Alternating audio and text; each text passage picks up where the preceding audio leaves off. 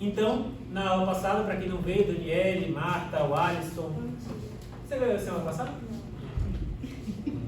Geracina, Maiana. A gente começou a conversar sobre testamentos.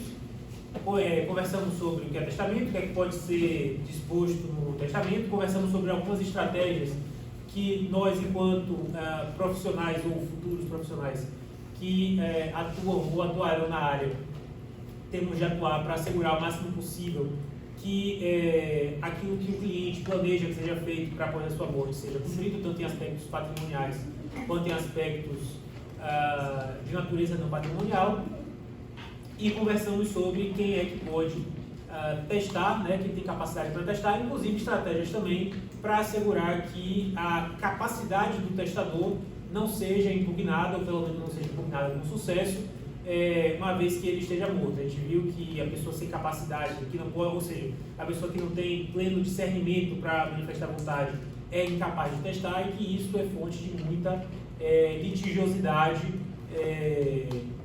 porque pessoas insatisfeitas com a disposição testamentária, uma das estratégias que elas usam para invalidar o testamento é alegar a incapacidade do testador em razão da sua suposta incapacidade para manifestar vontade e a sua falta de discernimento, etc. Hoje a gente vai terminar de ver essa ideia de capacidade testamentária, mas vamos conversar sobre quem pode receber o testamento, ou seja, quem são as pessoas que podem ser beneficiadas pelo testamento. E na sequência a gente vai conversar sobre um aspecto que é chato, mas que é importantíssimo, que são as formalidades testamentárias. É chato por quê? Porque aqui a gente vai estar conversando sobre regras formais e conversando sobre formalidade. Não vou mentir para vocês, é muito menos legal do que conversar sobre aspectos mais dinâmicos da sucessão, que a gente vai conversar melhor nas outras aulas. Porém, é algo importantíssimo, por quê? Porque a grande maior parte da litigância a respeito de testamento, a grande maior parte das tentativas de invalidação do testamento decorrem de vícios formais que podem ser evitados, vícios formais que não têm necessidade de ocorrer. Então, por exemplo, o PC mesmo falou que fez o testamento particular dele, na presença de 2 testemunhas. Aí você sabe que quando você morrer, PC, alguém vai impugnar seu testamento, porque você precisaria de 3, não de 2. Mas a gente vai conversar sobre isso. Exatamente. Então a gente vai conversar sobre isso. Ou seja, é um assunto que é um pouco árido, não é algo tão dinâmico, mas é algo que vocês precisam saber. Para quê? Para assegurar que estão fazendo o trabalho da forma correta, porque quanto mais correto for, menos a chance de haver litigiosidade a respeito e, consequentemente, maior a chance de ser cumprido aquilo que está disposto no testamento. Tudo bem? E a gente vai conversar também que o STJ é bem flexível hoje em dia sobre formalidades testamentárias, mas ainda assim não vale a pena correr o risco, considerando que até chegar ao STJ, para o STJ reconhecer a flexibilidade da formalidade testamentária, aí já se passaram o quê? 2, 3, 4 e 2, eu estou sendo bonzinho demais, né? 10 anos até o STJ dizer que não, essa formalidade que você descumpriu não é tão grave assim, portanto o testamento merece ser cumprido. Enquanto isso, o inventário está parado, e enquanto isso você está sem receber seus honorários, né? Então, você tem interesse de ficar 10 anos sem receber honorários? Até hoje, eu tenho honorários de minhas ações de despejo que eu não recebi. Até hoje. Quando entrarem, não entrar não. O pessoal tira o dinheiro da conta, é triste. Não quero trabalhar com imobiliária não, que é uma tristeza. Você até despeja, mas o aluguel atrasado você dificilmente você recupera. Dificilmente você recupera o aluguel atrasado. Você até consegue colocar o sujeito para fora do imóvel. A regularização do imóvel é bom. Eu gostava. Só não gostava de não receber. Tem que cobrar uma entrada alta para compensar. O problema é que não era eu que negociava o contrato. Eu só trabalhava. Não negociava o contrato, mas é isso aí. Mas isso da entrada alta é maravilhoso. Qual é o problema? O problema é que o cliente normalmente não quer, né? Normalmente o cliente quer fechar a conta litis, não quer fechar o prolatório. Né? Comumente, não sei como é o mercado imobiliário aqui em Barreiras, mas em Salvador o pessoal gosta mais de pagar no êxito do que de pagar pelo trabalho em si. Muito difícil. E lidar com o oficial de justiça, então, foi o mais difícil do mundo. Mas, por isso que a gente vira professor universitário. De toda forma, quem é que pode receber um testamento? qualquer pessoa física pode receber por testamento, tá?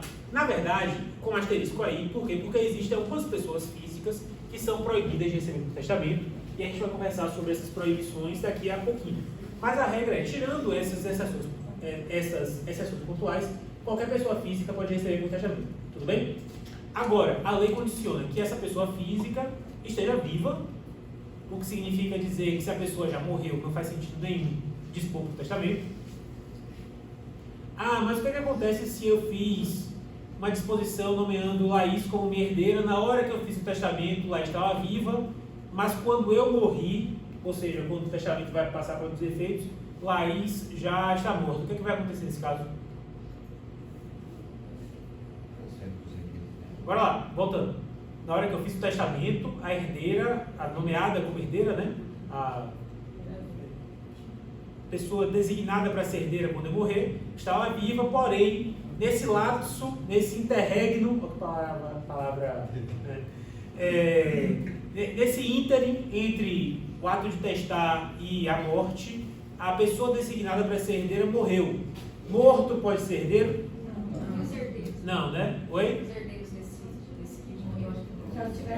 Porque e ele não recebeu ainda. Se fosse pós a morte de quem testou, por exemplo, Rafa testou, aí Rafa morreu, a pessoa que recebeu morreu. Após a morte de Rafa, aí ficaria para os herdeiros dela. Mas como é antes, eu acho que passaria para outra, pré-morte, acho que passa para outra pessoa que está no testamento também, né? Ou volta, ou então volta para ela. Exato, perfeito. O raciocínio é esse mesmo. Se a pessoa, olha lá, só pode receber por testamento quem está vivo. Morto não herda. Beleza? O que acontece? Não herda nem recebe o legado. Não é sucessor. Morto não é sucessor. Se a pessoa designada para ser herdeira ou legatária no testamento morrer antes do testador, aquela disposição testamentária não vai produzir efeitos. É uma hipótese de caducidade da disposição testamentária, algo que a gente vai conversar melhor sobre invalidade e caducidade daqui a 2 aulas, né? E os herdeiros dessa pessoa nada recebem, por quê? Porque não existe direito de representação na sucessão testamentária. Agora, o testador pode se antecipar a esse cenário e estabelecer um substituto para dizer, eu designo Laís para ser minha herdeira, mas se no momento em que morrer Laís já estiver morta, que os filhos dela recebam no lugar dela. Isso não se opera por força de lei. No testamento não, na sucessão legítima sim, mas no testamento nunca. Então por isso que você tem que saber antecipar o testador e dizer, beleza, você está dispondo em favor de Laís, mas e se no momento da sua morte Laís já tiver morrido? Você quer que aconteça o quê? Você quer que os filhos dela recebam ou você quer que essa disposição não produza efeito nenhum? Vocês têm que conhecer isso, por quê? Porque se ele tiver interesse que os filhos dela recebam no lugar dele, vai ser necessário de forma expressa designar um substituto. A gente vai conversar sobre substituições testamentárias no momento certo. Tudo bem? Então é bom vocês terem isso em mente. Por quê? Porque morto não é. Parece óbvio, mas isso tem consequências práticas, inclusive para assegurar que a vontade do cliente de vocês vai ser respeitada da forma mais adequada possível. Quer falar alguma coisa, PC? Na hipótese, por exemplo, do legador vai morrer primeiro, depois desse processo, depois da morte do legador, o legatário morreu. Aí os herdeiros têm, né? Aí a pessoa designada no testamento, né, o sucessor, que pode ser herdeiro ou pode ser legatário, já vai ter recebido, porque no momento da abertura da sucessão, no momento que o testador morre, há a transmissão do patrimônio hereditário.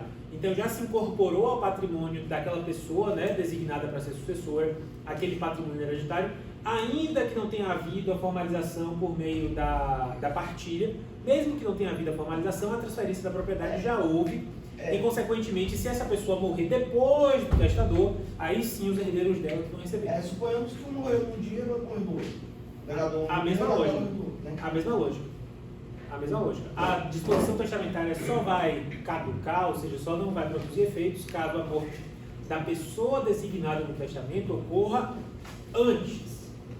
Inclusive por isso que a gente precisa verificar o momento da morte. Tudo bem?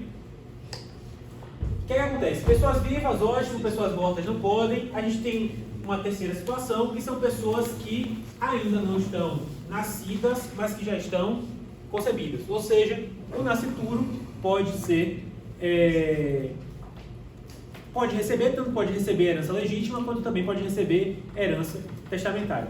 Ou seja, pode receber por testamento pessoas já concebidas. Tudo bem até aí? Se a pessoa é nascituro, no sentido de que você tem uma pessoa gestante e está esperando para nascer, isso não tem problema nenhum.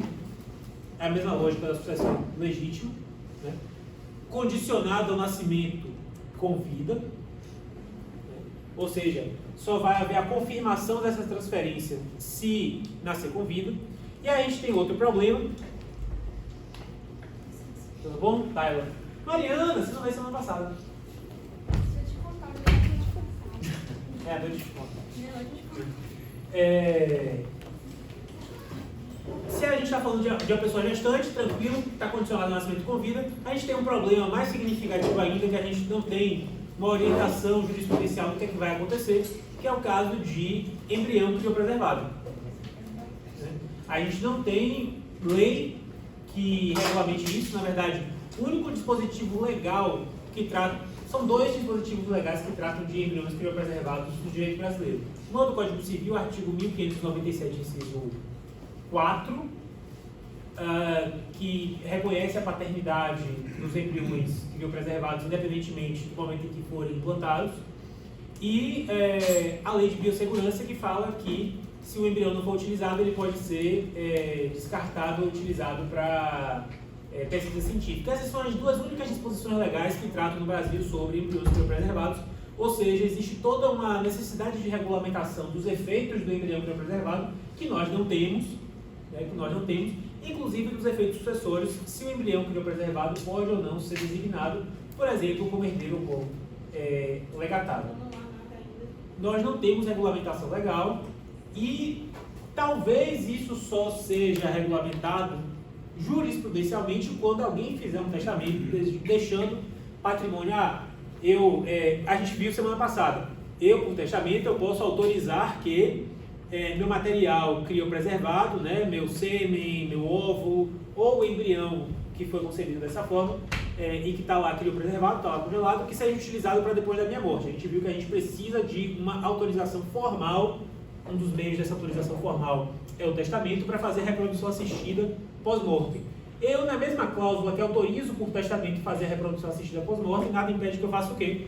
Deixe expresso que, beleza, você vai utilizar o material genético criopreservado, ou você vai utilizar o embrião criopreservado que foi concebido como material genético, e a pessoa que nascer desse procedimento vai ter direito a minha herança. É uma das possibilidades. Por quê? Porque se discute hoje, e não temos solução, a gente conversou sobre isso semana passada, se pessoas nascidas dessa forma têm direito à sucessão legítima, né? A gente não tem essa orientação legal e nem jurisprudencial no Brasil. Se essa pessoa que nasce da reprodução assistida pós-mortem tem sucessão legítima. Aí você corre o risco, ou o cliente de vocês corre o risco, de autorizar a reprodução assistida pós-mortem, e vai nascer uma pessoa que talvez não tenha direito à herança reconhecido por força de lei. Que talvez não, talvez sim, talvez não. Né? Porque é um cenário jurídico de bastante incerteza e insegurança, porque não tem regulamentação legal, repito. Então, um dos meios de assegurar que esse filho postumíssimo, né, esse filho concebido após a morte, ou implantado o embrião após a morte, receba a herança, seja por meio de testamento. Tudo bem? No mais, também pode receber por herança pessoa jurídica. E aqui, pessoa jurídica, independentemente da natureza da pessoa jurídica. Então, eu posso deixar herança para a UFOB. Posso, por exemplo, dizer que quando eu morrer, que a minha biblioteca pessoal fique para a UFOB. No primeiro testamento que eu fiz, eu deixei minha biblioteca pessoal para a UFBA. Minha mãe deu fim na minha biblioteca, não sei mais onde ela está. Eu tinha um carro popular em livros antigos. Eu tinha Ponte de Miranda do original, Carlos Maximiliano, Orosino Monato, livros caros, e ficaram todos em Salvador, e eu não falo com minha genitora que tem muitos anos, eu acho que ela se desfez deles. Tinha um carro popular ali em livros antigos, né? Mas eu tinha deixado eles como legado para a UFBA. Ou seja, eu posso deixar uma disposição testamentária em favor de uma pessoa jurídica. Também posso fazer uma disposição testamentária em favor de uma organização religiosa. A gente conversou brevemente sobre isso na semana passada. Nada impede que eu deixe, por exemplo, um imóvel para uma igreja ou uma quantidade de dinheiro para alguma outra denominação religiosa e assim por diante. Então, mais ou menos tranquilo isso, né? Eu também posso constituir uma fundação por meio de testamento, uma das hipóteses de constituição de fundação por meio de testamento. Eu tenho um artigo publicado sobre isso. No Brasil, são pouquíssimas as fundações constituídas por testamento. Eu entrei em contato com os 27 ministérios públicos estaduais e o DF. O da Bahia, por exemplo, nem respondeu. É verdade. O da Bahia nem respondeu. Nós não temos dados compilados sobre isso, o IBGE não guarda esses dados. Eu entrei em contato com o IBGE também, o IBGE não tem como identificar se a fundação foi constituída por testamento ou não. Então eu pensei assim, vou entrar em contato com os ministérios públicos, por quê? Porque, por força de lei, quem faz a fiscalização das fundações é o MP. Então eu vou entrar em contato com os ministérios públicos estaduais para saber, e a MP do Rio Grande do Sul, e a MP do Acre, e a MP da Paraíba, quantas fundações constituídas por testamento nós temos aí que vocês estão velando? E são pouquíssimas. São pouquíssimas. Para vocês terem ideia, no Rio de Janeiro inteiro, salvo engano, são 3. No DF tem uma. Então é uma coisa que é praticamente sem efetividade. Uma pena porque muita coisa boa poderia ser feita, né? Mas infelizmente não ocorre com tanta frequência. E no mais, por último, né, a última hipótese de deixa por testamento são pessoas ainda não concebidas. Ou seja, pessoas que ainda não existem. Não existem nem mesmo como embrião. Não existem nem mesmo como nascituro. O que é que eu posso fazer? Eu posso dizer o seguinte: eu nomeio o futuro filho de Stephanie como meu herdeiro. Na hora que eu morri, o futuro filho de Stephanie ainda não existe, né? Nem que ele não nasceu, ele nem foi concebido, e ainda assim, quando ele for concebido, é possível que ele receba a minha herança ou o meu legado. O que é que acontece? A lei diz que é possível fazer isso, e uma das hipóteses de fazer isso por meio da substituição fideicomissária, já ouviram falar de fideicomisso, né? A gente vai estudar o fideicomisso com mais tranquilidade lá atrás, só que o fideicomisso é muito raro, porque é difícil, é muito raro de acontecer na prática. E a lei diz o seguinte: se não for o caso de substituição fideicomissária, esse patrimônio hereditário que eu deixei para alguém que ainda não foi concebido fica sem titular, ou seja, você tem uma propriedade sem proprietário ainda, porque o proprietário ainda não existe, e esses bens que eu deixei para aquela pessoa ainda não concebida vão ficar sob a administração de um curador. Esse curador vai administrar, zelar muito bem esse patrimônio, enquanto se espera que essa prole ainda não concebida seja concebida e nasça com vida, né? E normalmente a lei diz, né, que se o testador não indicar ninguém específico, quem vai exercer essa função de curador do patrimônio enquanto se espera a concepção desse herdeiro futuro é o pai ou a mãe, ou seja, aquela pessoa que vai ter o filho, que quando esse filho for concebido vai ser o herdeiro, tudo bem? E a lei ainda coloca um prazo de espera de 2 anos, vai dizer assim: eu vou deixar esse patrimônio sem titular durante um período de 2 anos, esperando que haja a concepção. Se depois desse período de 2 anos não houver a concepção, a disposição testamentária não produz efeitos, a gente deixa de esperar e esse patrimônio volta para a sucessão legítima para ser distribuído entre os herdeiros, caso o testador não tenha disposto nada em sentido contrário. E aí, o que é que acontece? O testador pode diminuir esse prazo de 2 anos, mas também pode aumentar esse prazo de 2 anos. Isso de aumentar não é tão pacífico assim, não é tão pacífico, mas vale a pena dar essa opção ao cliente de vocês, né? Bom, a lei fala que a gente vai esperar 2 anos, vamos colocar 4, vamos colocar 5. Um prazo muito exagerado é difícil que pegue, é difícil que seja mantido judicialmente, mas a princípio nada impede que esse prazo seja aumentado.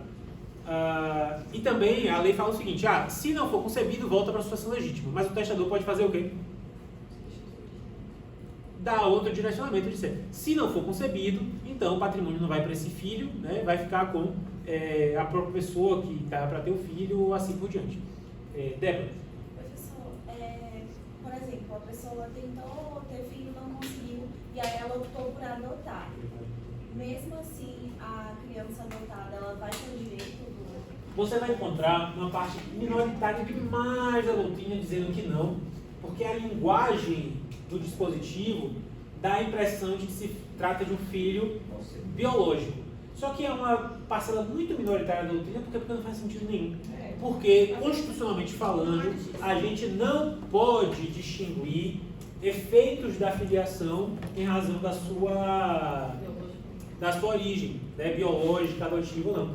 Então, sim, apesar disso não estar expresso na lei, muito dificilmente você vai ver uma decisão judicial que diga que não, o filho adotivo não pode receber. Por quê? Porque nós vivemos em um sistema em que há igualdade absoluta de direitos entre filhos, independentemente da sua origem. Inclusive, se vocês não sabem, isso é uma coisa que o Brasil é avançadíssimo. Eu acabei de submeter um artigo para publicação sobre o sistema de herança nos Estados Unidos. Nos Estados Unidos, na maior parte dos estados, porque lá o direito sucessório é regulamentado em cada estado, né? Em cada um dos 50 estados. Na maior parte dos estados, filho havido fora do casamento não tem os mesmos direitos à herança do que filhos havidos dentro do casamento. Inclusive, ainda que o nome do pai esteja na certidão de nascimento, é possível que o filho não receba a herança do pai caso ele seja concebido fora do casamento. Estados Unidos. Aí eu terminei meu artigo falando assim, isso é bom pra gente aprender que nem tudo que vem de fora é melhor do que o que a gente tem aqui. Já foi assim. Já foi, mas deixou de ser assim em 77. A gente deixou de ser assim em 77. Né? Porque até 77, entre 49 e 77, a Lei 883 dizia assim, que se o filho for ilegítimo, ele vai ter direito a metade da herança do filho legítimo. Mas com a lei do divórcio, isso foi reformado e a lei passou a dizer, os filhos recebem a mesma herança, independentemente da sua origem. Desde 77 e até hoje nos Estados Unidos, em alguns estados, o filho legítimo talvez nem receba a herança se não tiver um reconhecimento judicial dessa paternidade. E o testador poderia regular esse tipo de distinção? Matheus perguntou assim, o testador pode dizer, não, eu só quero que receba a herança, essa prole não concebida, caso seja um filho biológico. Pode ou não pode? O que acontece? Se a gente for olhar pela parte clássica, pela noção clássica da autonomia privada testamentária, a autonomia privada testamentária praticamente não tem limites na noção clássica e, portanto, o testador pode fazer o que ele quiser. Mas qual é o problema? O problema é que hoje a gente precisa entender que não apenas a lei, não apenas a disposição legal, não apenas a disposição do código, mas também a disposição da autonomia privada passam por uma filtragem constitucional. Ou seja, a autonomia não é mais a autonomia da vontade, a autonomia privada, porque tem limites. E um dos elementos que conformam esses limites da autonomia privada testamentária são as normas constitucionais. A norma constitucional impede que haja esse tipo de distinção, portanto, ainda que o testador tente dizer que não, eu não quero que o filho adotivo receba, eu duvido muito que isso sendo levado em juízo, isso prevaleça, porque a autonomia privada tem limites. É a mesma coisa, em analogia é a mesma coisa de o testador dizer assim, eu tenho uma filha mulher e um filho homem, eu quero que meu filho homem receba toda a minha parte disponível, porque eu não acho que mulher tem que ter direito à herança. Inclusive, um caso assim quase chegou recentemente ao Supremo Tribunal Federal. O STF não conheceu do recurso extraordinário por uma questão procedimental, mas teria sido uma excelente oportunidade de o STF regulamentar justamente esses limites da autonomia privada testamentária. Um caso desse, em que a filha tinha sido preterida no testamento, especificamente e expressamente em razão do gênero, por ser mulher. E o STF, infelizmente, não conheceu do recurso extraordinário por questões procedimentais. Eu queria muito que tivesse conhecido, porque teria sido uma decisão altamente paradigmática para a gente discutir em sala de aula. Por quê? Porque a autonomia privada tem limites, um desses limites é a Constituição, né? A tábua valorativa da Constituição. Tudo bem? E aí, Renata perguntou semana passada, foi Renata ou foi Marta? Perguntou se eu posso fazer disposição testamentária para animais. Foi você? Sobre as biológicas. E aí, posso fazer disposição testamentária para animal? Tem um filme estadunidense muito famoso, que não é famoso para vocês porque vocês são muito jovens. Tem que mudar isso aí. Vocês são muito jovens, mas quando eu era criança tinha um filme em que uma mulher muito rica deixou todo o patrimônio dela pro cachorro, né? Ele estabelecia quem ia ser o cuidador e tal. Tem um caso desse acontecendo aqui no Brasil, eu achei estranho. Eu vi que foi alguém, eu não estou lembrando quem foi, que deixou acho que um apartamento para os dois cachorros e tal. O que acontece? Hoje no Brasil, cachorro não pode ser, cachorro animal, de modo geral, né, não pode ser herdeiro nem legatário. Hoje. Por que eu estou falando hoje? Porque eu não sei como é que isso vai ser daqui a 10 anos. Né? Eu não sei, porque ano passado o Superior Tribunal de Justiça se debruçou sobre essa situação, discutiu alimentos. Já pode. O STJ. Porque a gente discute hoje em questão de guarda no divórcio, hoje a gente está discutindo lá, com quem fica o cachorro, de quem é o cachorro. Assim, a tendência é que mas o problema é que o STJ, no ano passado, e aqui eu estou falando de uma decisão, não é jurisprudência consolidada. Mas quando o STJ se debruçou sobre esse assunto no ano passado, a discussão foi, não é alimentos, não é matéria de direito de família, é matéria de direitos reais. É matéria de direitos reais. Por quê? Porque a posição da STJ foi, não é direito de família, animal é coisa, é semovente, mas é coisa. E, portanto, a gente não está falando de alimentos, a gente está falando de despesas de conservação como se fosse despesas de conservação de uma coisa. Né? Então, é por isso que eu não sei como é que vai ficar daqui a 10 anos. Mas Foi a ministra bota lá no que rolo, é você usa mais. Isso na prática, e há muito tempo isso. Porque nas escrituras públicas ou nos acordos de divórcio ou de dissolução de união estável, você até coloca, entre aspas, guarda compartilhada e tal. Mas Para execução. a gente tem que ter noção que não é o nome que a gente dá que é a natureza jurídica daquela situação. Que nem eu falei para vocês semana passada. Não é porque eu chamo alguém de legatário que essa pessoa é legatária, porque se eu deixei metade dos meus bens para ela chamando de legatária, ela não é legatária, ela é herdeira. Né? Então não é. Então, e repito, ano passado o STJ se debruçou sobre isso como questão de coisa. Inclusive, isso tinha muita relevância na discussão, porque envolvia saber o prazo prescricional. Porque prazo prescricional para alimentos é de 3 anos, prazo prescricional para despesa, para manutenção, acho que, se não me engano, são 5. Então tinha a ver com o prazo prescricional da cobrança dessas despesas. Então a gente tem que ter noção do que vem se discutindo hoje em dia, porque tem essas implicações. Não é simplesmente dizer que é matéria de direito de família quando não é, porque tem repercussão no prazo, com o qual você pode exigir o cumprimento da obrigação. A gente tem que ter muito em mente isso, muito em mente. Pode ser que daqui a 10 anos mude, pode ser, e eu até acredito que vai mudar, sabia? Não é que eu seja a pessoa mais favorável do mundo a tratar animal como se fosse ser humano, até porque eu não estudo a matéria, não me interessa muito, não é algo que eu não sou favorável, nem sou desfavorável. Mas eu acredito que vai mudar porque a gente está na força de um movimento assim de mudança, né? De quebra paradigmática. Então vamos ver como é que vai ficar daqui a 10 anos. Hoje, nesse momento, não posso nomear cachorro, gato como herdeiro ou legatário. O que é que eu posso fazer? Eu posso fazer um benefício indireto. Como assim um benefício indireto? Eu nomeio alguém para ser meu herdeiro ou meu legatário, condicionando ao cuidado com o animal ou colocando isso como um encargo. O encargo pode ser uma condição ou não.